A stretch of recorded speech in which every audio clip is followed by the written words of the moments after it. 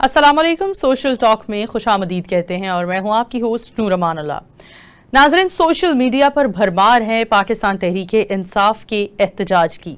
यह एहतजाज जो कि इस्लामाबाद डी चौक में जारी है और कई घंटों से जारी है। यह एहतजाज धरने की शक्ल इख्तियार कर चुका है। वहाँ की सूरत हाल इतनी बदतरीन होती हुई नजर आ रही है कि हालात बद से बदतर होते हुए नजर आ रहे हैं और उम्मीद है कि खुदा न ख्वास्ता कहीं मजीद बदहाली की तरफ ना चले जाएं।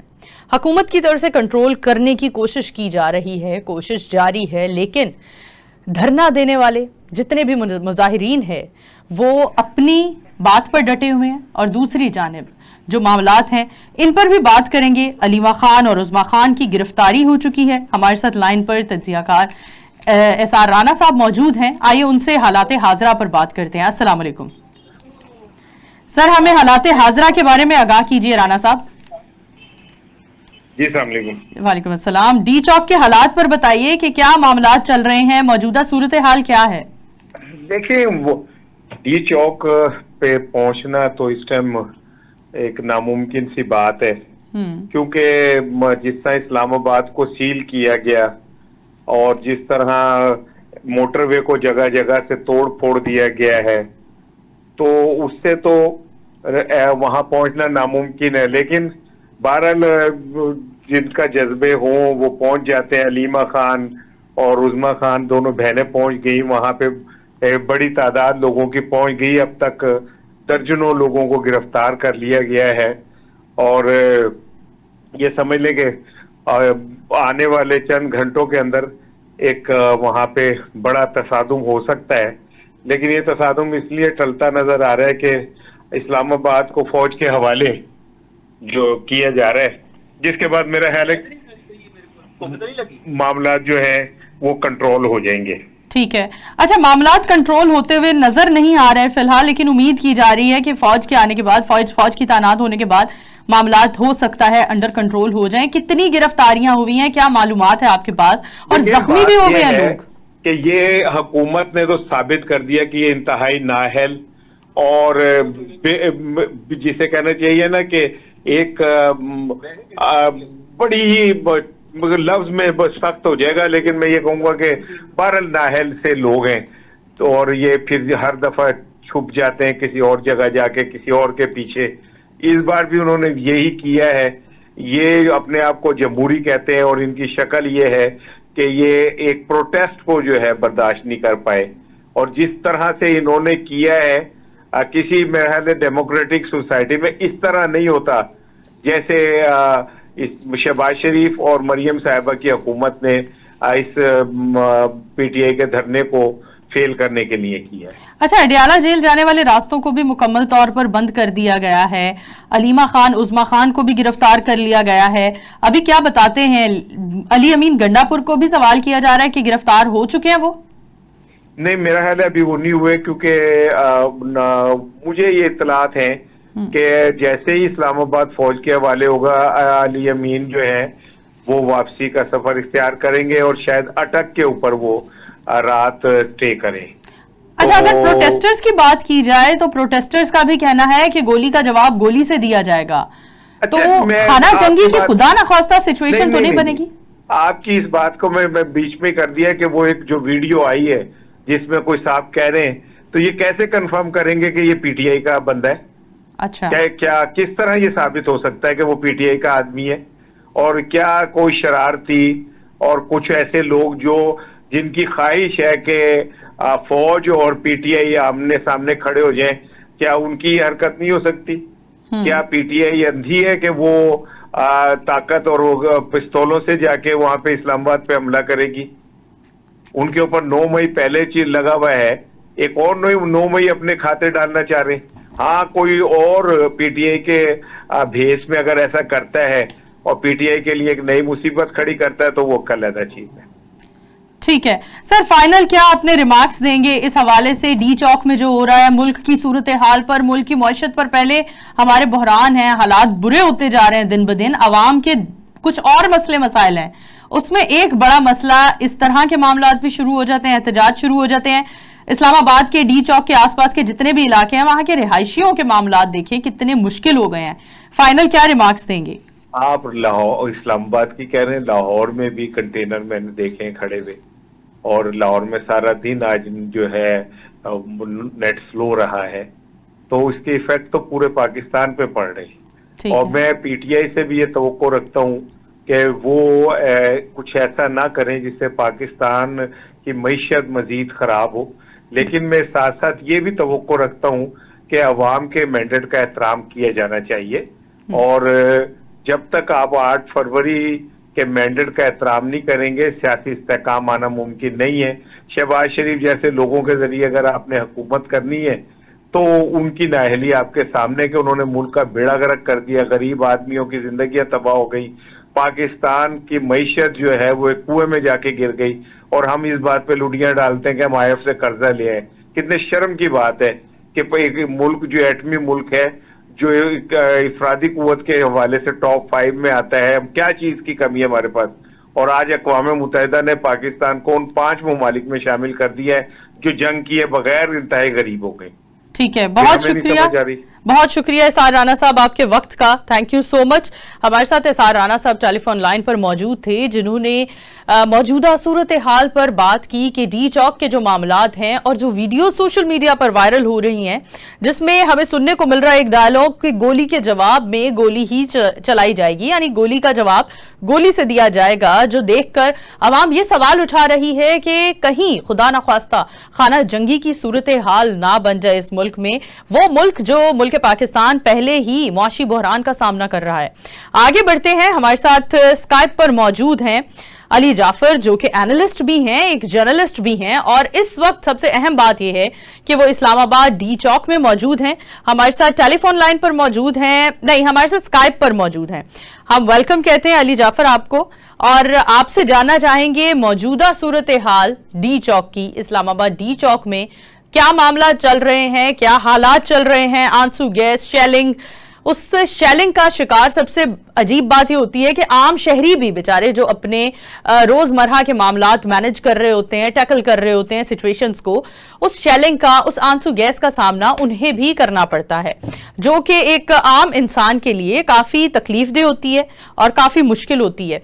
हम लगातार अली जाफर से राब्ता करने की कोशिश कर रहे हैं और हमारे साथ मौजूद हैं, बल्कि अली जाफर आपको वेलकम कहते हैं प्रोग्राम में, और आपसे जानना चाहूंगी, अहम बात यह है कि आप डी चौक में मौजूद हैं इस्लामाबाद में, क्या सूरत हाल बताएंगे इस्लामाबाद की? जी बिल्कुल, अगर इस वक्त आपको बताएं तो इस्लामाबाद में कुछ देर कबल के जो मनाज़िर नज़ीर के आए हैं और उनसे बात करें तो खौफनाक हद तक, परेशान कुन हद तक जो है वो मनाज़िर इस वक्त इस्लामाबाद में डी चौक में नजर आए, जहाँ पर मशीनरी जो है वो एक तरफ खड़ी थी और दूसरी तरफ जो है वो पाकिस्तान तहरीक इंसाफ के कारकुनान की बहुत बड़ी तादाद, बल्कि कहना गलत नहीं होगा कि जमे गफीर था जो डी चौक में मौजूद था, उनको अलबत्ता मुंतशिर करने के लिए रियासती मशीनरी जो है उसका भरपूर इस्तेमाल किया जा रहा है। कुछ देर कबल तक के जो मनाजिर थे, अगर उनकी बात करें तो जिस हद तक आप कहें काबिल मजम्मत मनाजिर थे, बिकॉज जिस हद तक जो शेलिंग की जा रही थी वो इस तरह का एक माहौल बन चुका है, फिजा में इतनी आलूदगी है कि कोई भी शख्स जो है वो 2 मिनट 4 मिनट से ज़्यादा वहाँ खड़ा होना जो है उनका वो मुश्किल हुआ है।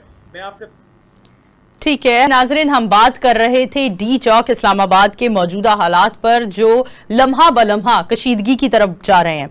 हमारे साथ स्काइप पर मौजूद हैं सैयद अली जाफर, जो कि एनालिस्ट हैं, जर्नलिस्ट हैं, और सबसे अहम कि वो इस वक्त डी चौक में मौजूद हैं।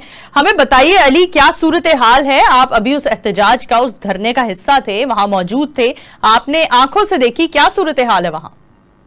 जी नूर, सबसे पहले तो मैं आपको बताऊं कि इस वक्त जो है वो एक भरपूर मुकाबला नजर आ रहा है। एक जानिब तहरीक इंसाफ के कारकुनान की बहुत बड़ी तादाद जो है वो डी चौक में दाखिल हो चुकी है, दूसरी जानिब अगर देखा जाए तो रियासती मशीनरी जो है उसका भरपूर इस्तेमाल किया जा रहा है। इस वक्त शेलिंग की सूरत हाल का अगर मैं आपको बताऊं तो इस वक्त ये हालात थे कि 3 से 4 मिनट वहां पर खड़ा होना एक मुश्किल टास्क था, जिसके आगे लोग, मैं कहूंगा कि डटे हुए हैं।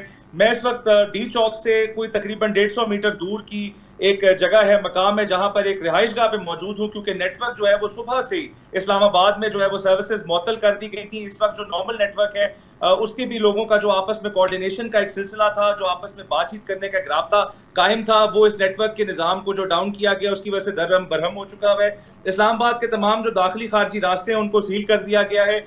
मैं मुकम्मल तौर पर वहां, क्योंकि मुझे एक्सेस थी, मैं गाड़ी पे वहां फिर रहा था, देख रहा था मामलात को, ڈی چوک اس وقت جو انٹینسٹی اختیار کیے کھڑا ہے. اور ابھی آپ امیجن کریں کہ خیبر پختونخوا سے اصل جو قافلوں کی جن کو ہم کہیں گے کہ ہیوج یا بگ قافلے, اور جہاں لیڈرشپ جو ہے وہ زیادہ مینٹلی تکڑی ہو کے آ رہی ہے, اور اوبیسلی وہاں پر پاکستان تحریک انصاف کا اسٹرانگ ہولڈ بھی ہے, اور آپ سمجھا یہ جاتا ہے کے پی کا ایک بہت بڑا آسرا ہے پاکستان تحریک انصاف کو. تو وہ جو ہے قافلے کچھ ہی دیر میں جب یہاں ڈی چوک پہنچیں گے تو ان سے مجھے جو ذاتی طور پہ میں نے اینالائز کیا وہ یہ ہے کہ ایک راؤنڈ 2 جو ہے ایک نئی شدت اختیار کرے گا, اور آپ کو بظاہرہ نظر آئے گا کہ تحریک انصاف کے کارکنان اور ریاست کے درمیان جو تصادم ہے اس کا خدشہ مجھے بہت زیادہ نظر آ رہا ہے, بیکاز تحریک انصاف کے جو کارکنان کے پی سے آ رہے ہیں بہت زیادہ چارجڈ آ رہے ہیں, اور مسلسل جو آپ تقاریر سن رہے ہیں رہنماؤں کی جو تحریک انصاف کی اعلیٰ قیادت ہے, اشریار افریدی کے قافلے کی جانب آپ دیکھیں, علی امین گنڈا پور کی قافلے کی طرف آپ دیکھیں, تو وہ جو تقریریں کی جا رہی ہیں, جس طریقے سے ان کو چارج کیا جا رہا ہے, وہ بہت زیادہ خطرناک مجھے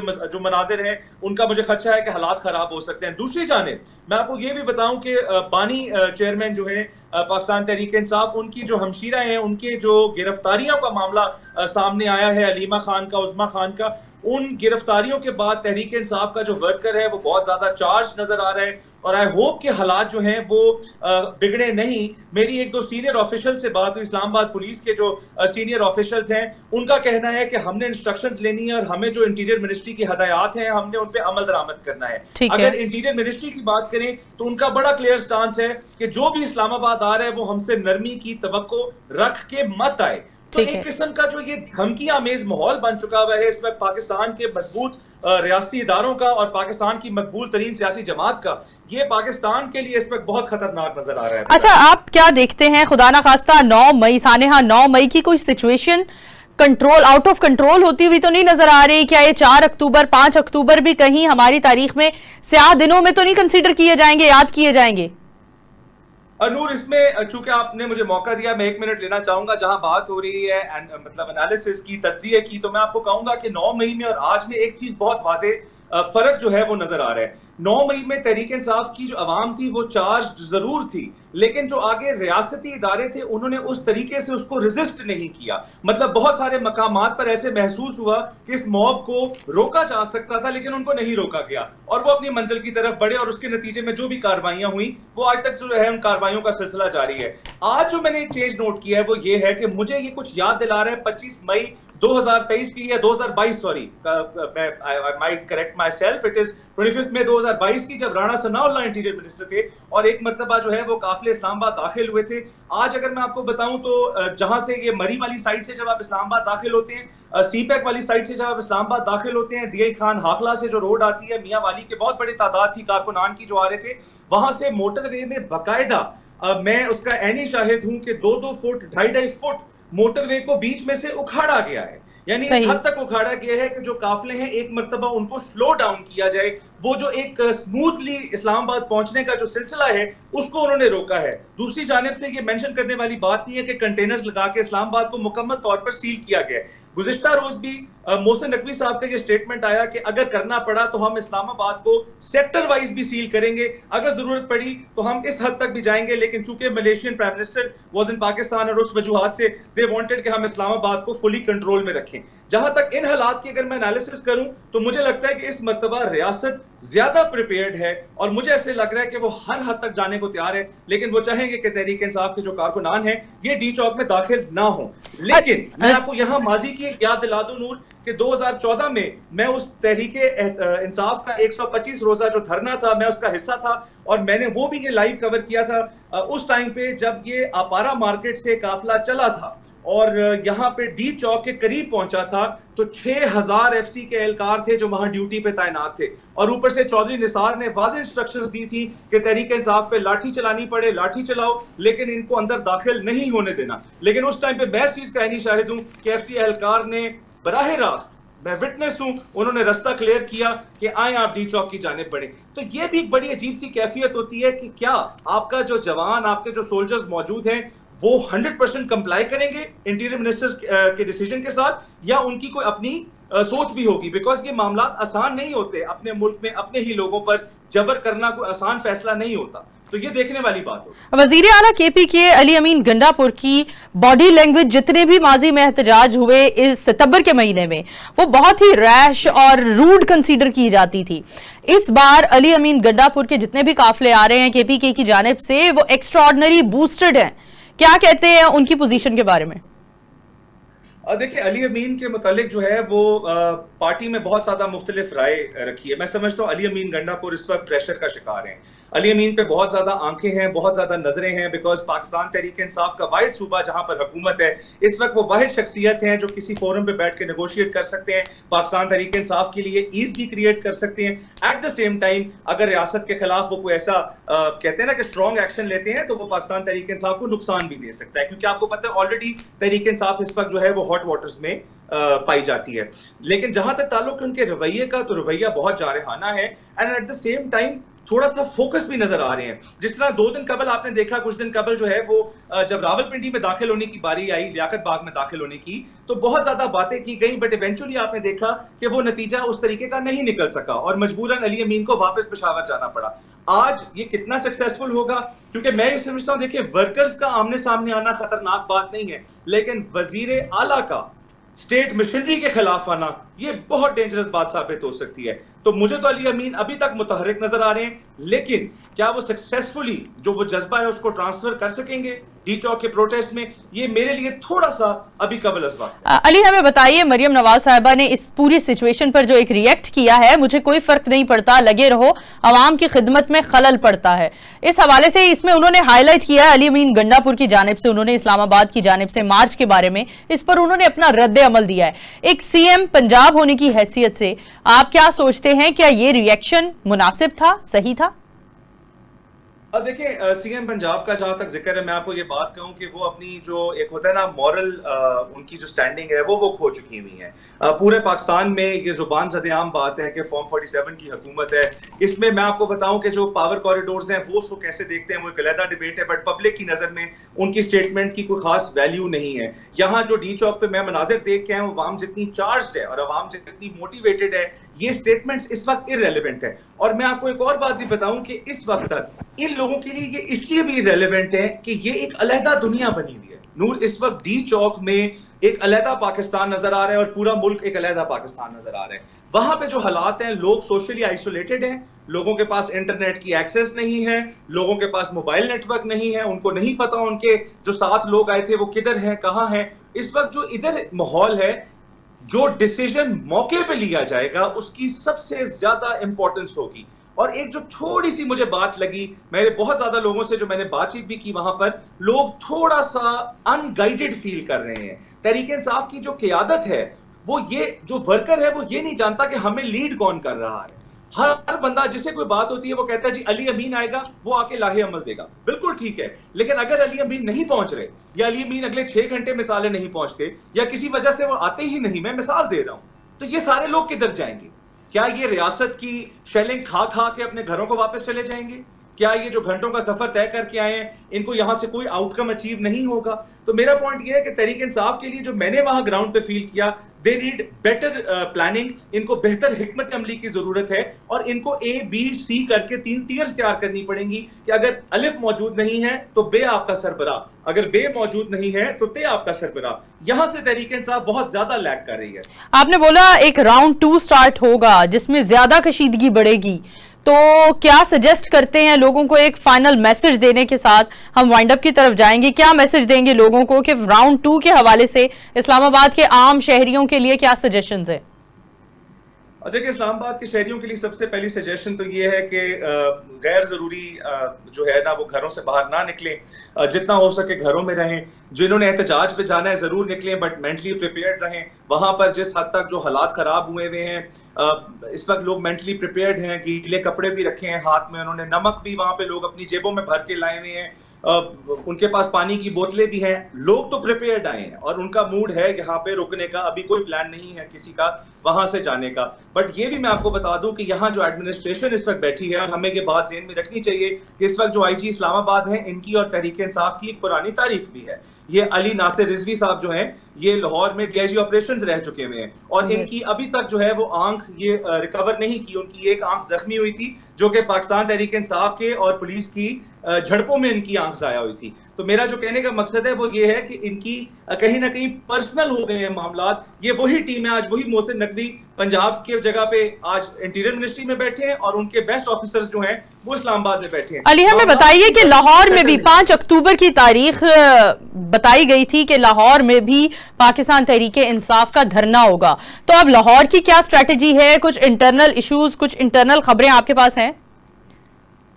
دیکھیں لاہور میں بھی جو ہے نا وہ بہت زیادہ اس وقت جو قائدین ہیں پی ٹی آئی کے وہ خوف زدہ بھی ہیں. میں آپ کو یہ بات بتاؤں کہ میری بہت سارے لوگوں سے بات ہوئی, ان سب کی نظریں خیبر پختونخوا پہ ہیں. کہیں نہ کہیں آج ماننے والی بات ہے کہ خیبر پختونخوا کی جو پی ٹی آئی ہے وہ فرنٹ لیڈ پہ بنی ہوئی ہے اور باقی پورے پاکستان میں تحریک انصاف ان کو فالو کرنے کی حکمت عملی بنائی بیٹھی ہے. پنجاب میں جو تگڑے لوگ تھے کچھ الیکشن سے پہلے ہی سائیڈ لائن ہو چکے ہیں. جو بقایا ہیں ان میں جن میں کیپیبلٹی تھی, اسلم اقبال ٹائپ بہت سارے لوگ ابھی تک حلف ہی نہیں اٹھا سکے. اس کے علاوہ حماد اظہر آپ جس طرح دیکھ چکی ہیں وہ بھی اپنے آپ کو سیاست سے عارضی طور پر تھوڑا سا سائڈ پہ کیے بیٹھے ہیں, رسپانسبلٹی سے استعفیٰ دیے بیٹھے ہیں.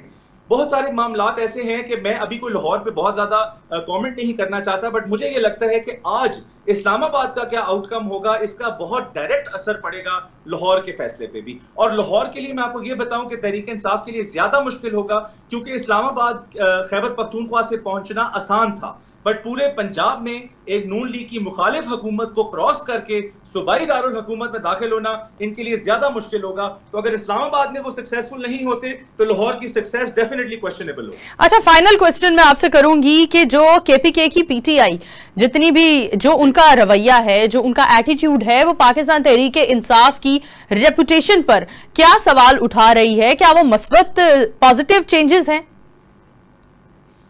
نور میں آپ کو بتاؤں کہ تحریک انصاف خیبر پختونخوا کے لیے بھی بہت بڑا امتحان ہے, اور وہاں پہ جو تحریک انصاف میں میری کیونکہ فیملی کا تعلق بھی کے پی کے سے ہے, میں آپ کو بتاؤں کہ حالات آن گراؤنڈ بہت خراب ہیں اور جو پبلک سینٹیمنٹ ہے وہ بہت زیادہ ٹریگرڈ ہے.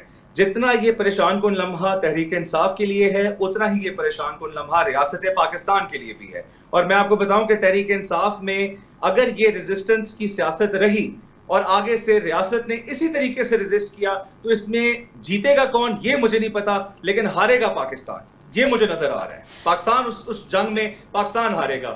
سو میں صرف یہی کہوں گا کہ اپنے رویوں پہ اور اپنی سٹیٹمنٹس پہ تحریک انصاف والوں کو بھی تھوڑی سی نظر ثانی کرنے کی ضرورت ہے. علی امین صاحب کے لیے بھی یہ تجویز ہے کہ ان کو سمجھنے کی ضرورت ہے کہ وہ ایک عام رہنما نہیں ہے تحریک انصاف کے, وہ اب ایک صوبے کے سربراہ ہیں اور ان کے نیچے اسٹیٹ مشینری آپریٹ کرتی ہے. ان کو بھی اپنے جو لہجے ہیں, اپنے الفاظ ہیں, ان کے چناؤ پہ میرا خیال ہے کہ تھوڑا بہتری سے کام کرنے کی ضرورت ہے. بہت شکریہ, تھینک یو سو مچ علی جعفر آپ کے وقت کا. جی ناظرین, ہمارے ساتھ موجود تھے سید علی جعفر, جنہوں نے ہمیں ڈی چوک اسلام آباد سے موجودہ صورتحال سے بخوبی آگاہ کیا اور بتایا کہ کس طرح سے ریاست اور پاکستان کی مقبول ترین سیاسی جماعت ایک دوسرے کے سامنے کھڑی ہیں. اسلام آباد کی اگر ہم موجودہ سچویشن کی بات کریں تو اسلام آباد اور راولپنڈی میں میٹرو بس سروس بھی مکمل طور پر بند کر دی گئی ہے اور اس کے ساتھ ساتھ اسکول بھی بند ہے. اسلام آباد کے داخلی اور خارجی راستوں کو کنٹینرز لگا کر بند کر دیا گیا ہے. 4 اکتوبر کو اسلام آباد میں پاکستان تحریک انصاف نے اعلان کیا تھا کہ ہم دھرنا دیں گے. وہ دھرنا جاری و ساری ہے. یہ دھرنا کس کروٹ یعنی اونٹ کس کروٹ بیٹھتا ہے, اس دھرنے کا وائنڈ اپ, اس دھرنے کی اینڈنگ کیا ہوگی, یہ بھی ایک بڑا سوال ہے جو کہ وقت آنے پر ہی ہمارے سامنے اس کے جواب آئیں گے. ابھی کچھ بھی کہنا قبل از وقت ہے. اور اس کے ساتھ ساتھ 5 اکتوبر کو لاہور میں پاکستان تحریک انصاف نے اعلان کیا تھا کہ ہم ایک بڑا دھرنا دیں گے, اور ابھی اسلام آباد کی جو صورتحال ہے خدا نخواستہ وہ صورتحال کہیں کل 5 اکتوبر کے دن لاہور کی نہ ہو. یہ بڑا سوال ہے جس کا جواب پوری عوام سننا چاہتی ہے. اور وائنڈ اپ کی طرف چلیں گے. ناظرین, فی الوقت اپنی ہوسٹ نور امان اللہ کو دیجیے اجازت. دوبارہ حاضر ہوں گے سوشل ٹاک کے ساتھ, ایک نئے ٹاپک کے ساتھ, ایک نئی گیسٹ لائن کے ساتھ. فی الوقت اللہ حافظ.